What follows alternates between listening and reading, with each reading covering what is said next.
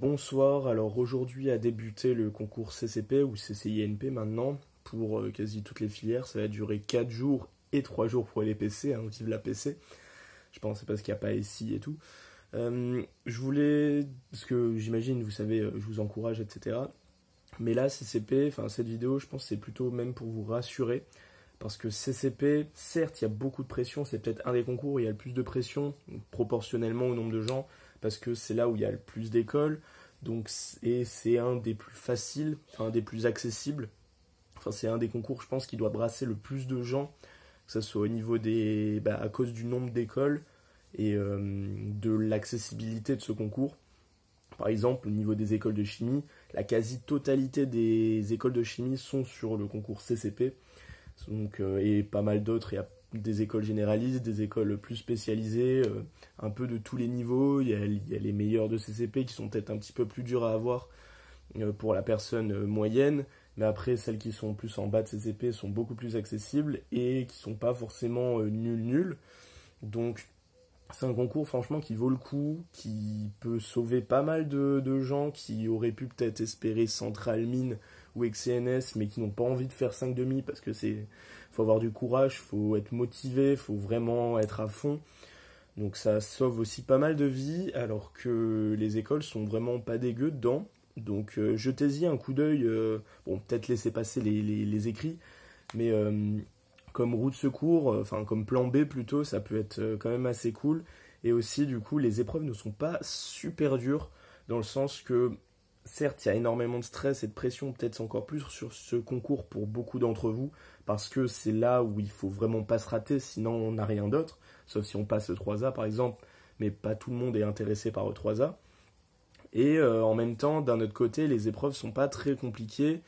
En tout cas, l'année dernière, l'épreuve de maths, c'était peut-être celle que j'ai trouvée le plus facile, en excluant les langues, parce que les langues, on n'évalue pas de la même façon la difficulté, ça dépend vraiment de la personne et même peut-être du correcteur. Mais en tout cas, les épreuves de sciences, c'était, je crois, celle que j'ai trouvée la plus facile. C'est là où, je crois, la seule du concours où que j'ai terminé quasiment. C'est pas pour ça que j'ai eu 20, hein, j'ai eu, je crois, que 15. Mais donc c'est que j'ai fait pas mal de merde parce que je pense qu'ils remontent les notes. Donc voilà. Mais tout ça pour dire que c'est pas le plus compliqué, même au niveau de la physique. Moi, ça m'énervait la physique, donc j'avais un peu drop. Donc j'ai pas, je sais même pas si j'ai eu la moyenne. Si, ou j'ai peut-être eu vite fait la moyenne en physique, mais je voyais, c'était des trucs, je savais que en soi, je savais, enfin, c'était des trucs qu'on avait vus, mais je me rappelais pas, ça me faisait chier et tout. Donc, mais l'épreuve de physique était aussi accessible, il y avait la modélisation. Très déçu qu'il n'y ait pas autant d'informatique, il y avait presque quasiment aucun informatique, c'était un peu chiant.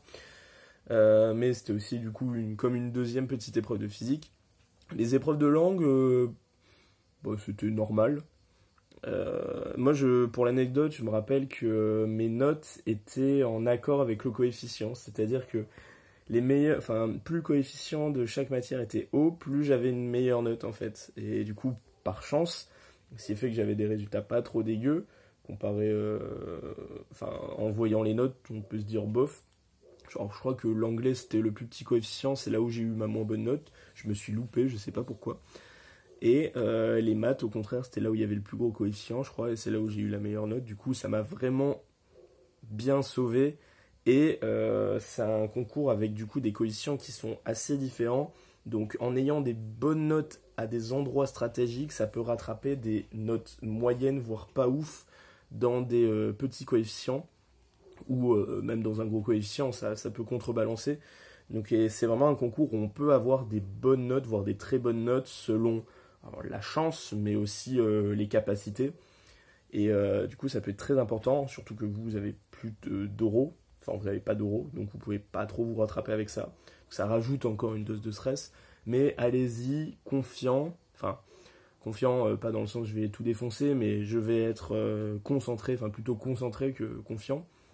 Même si c'est bien d'avoir un peu de confiance, ça permet d'éviter de perdre du temps à des moments, mais confiant, bien concentré, et voilà, de pas douter de soi, de pas trop douter de soi, et de foncer, et de faire vraiment tout ce que vous savez faire, et d'essayer de réfléchir aux choses que vous savez pas faire.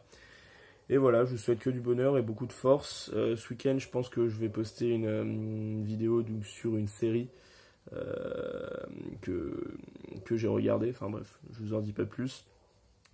Courage pour ces 3 ou 4 jours. Et après, ça sera quasi fini puisqu'il y aura E3A, mais la plupart des gens le passent comme route secours, même s'il y a des gens qui le passent vraiment.